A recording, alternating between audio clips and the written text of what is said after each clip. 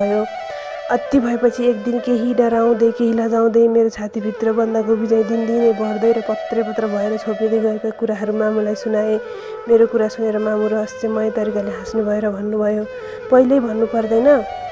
म केही बोलिनँ। जति बोल्नु मेरो उमेरले बोलिरहेको थियो। मेरो उमेरले बोलिरहेको भाषा मामुले बुझ्नुभएछ। किनभने मामु पनि त मेरै जस्तै उमेरको अनुभव पार गरेर यहाँसम्म आउनुभएको हो। बुबा त लोग्ने मान्छे, सायद यो भाषा बुझ्नुहुन्न। मेरो अनुहार चिन्तित देखेर मामु हाँस्नुभयो। मलाई भने रिस उठ्यो। उहाँले मेरो टाउको आफूतिर फर्काउनु भयो र चिउँडो समाएर भन्नुभयो, अब त तरुनी हुन लायकी होस् बाबु, डराउनु पर्दैन। तर म अलिअलि डराएँ, अलिअलि लजाएँ। बाहिरी मन जुरुक्क उठेको बेला मलाई मामुको जस्तो होइन, बुबाको जस्तो छाती भइदियोस् भन्ने लाग्यो। साह्रो र खाँदिलो, दौडिँदा र उफ्रिँदा पनि नहल्लिने, कसैको हातले या फुटबलले लाग्दा पनि केही नहुने, सल्लुको जस्तै चक्क परेको। त्यस्तो भएको भए मेरो उमेरले फुटबलसँग हार्नुपर्ने थिएन। तर मेरो शरीर त मामुको जस्तै कोमल हुँदै थियो र नबोलेर भित्री मनले जित्दै थियो। म उमेरसँग हार्दै थिएँ। हार्दै भए पनि म हारे जस्तो भएकी थिइनँ। किनभने हराएर पनि उमेरले मलाई रोमाञ्चक लाज र रहस्यमय ताज पहिराइदिँदै थियो। हारहरूले प्राय पीडा दिन्छन्, तर मलाई हारले प्रेम दिँदै थियो। पहिलो पटक थाहा पाउँदै थिएँ, कुनै हारको गुदीले जित बनेको हुन्छ। त्यही जितको हारको आवरण फुटाएर पिपलको बिरुवा झैँ उम्रिँदै थियो।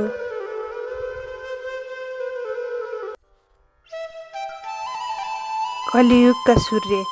फागुन महिना लागेपछि मौसमको तापक्रम बढ्दै थियो। मौसमको भन्दा मेरो शरीरको तापक्रम बढ्दै थियो।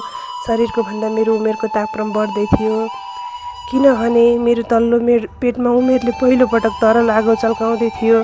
तल्लो पेटको भित्री कोमल भित्ताहरूमा एकसाथ एक हुल घिउको मिलाहारले टोके जस्तो भयो। चिरिक मन्द टोकाइले मलाई निदाउन दिएन। उत्तानो परेर धेरै बेरसम्म दुवै हात तल्लो पेटमा राखिरहे। हातको तातोले होला अलिक आराम भयो। तातोलाई तातोले काट्दो रहेछ, जसरी हिराले हिरालाई काट्छ। केही बेरपछि फेरि दुख्न थाल्यो। यसपटक हात राख्न छाडेर आत्तिँदै टोइलेट गएँ। हतार पिसाब फेरेर मेरो घिउ रङको पेन्टी हेरेँ। नजानिदो रगत लागेको रहेछ। सुसुमा औला राखेर हेरेँ। औलामा पनि पातलो रगत लाग्यो। पीडाभन्दा डर र डरभन्दा धेरै लाज लाग्यो। यो कुरा मामुलाई भनिनँ। मामुले भन्नुभएको सम्झिएँ, डराउनु पर्दैन, यस्तो हुनु प्राकृतिक कुरा हो, बरु भएन भने पो डराउनु पर्छ। साबुन पानीले सुसु धोएँ र पेन्टी फेरेँ। भोलिपल्ट पनि थोरै रगत रसायो। बेला बेलामा मामु भन्नुहुन्छ, अब तेरो मेन्स हुने उमेर भयो, जुनसुकै बेला हुनसक्छ, भनेछ है, नत्र नराम्रो हुन्छ। तर मैले भनिनँ। 2-3 पटकसम्म भन्न खोजेर पनि भन्न सकिनँ।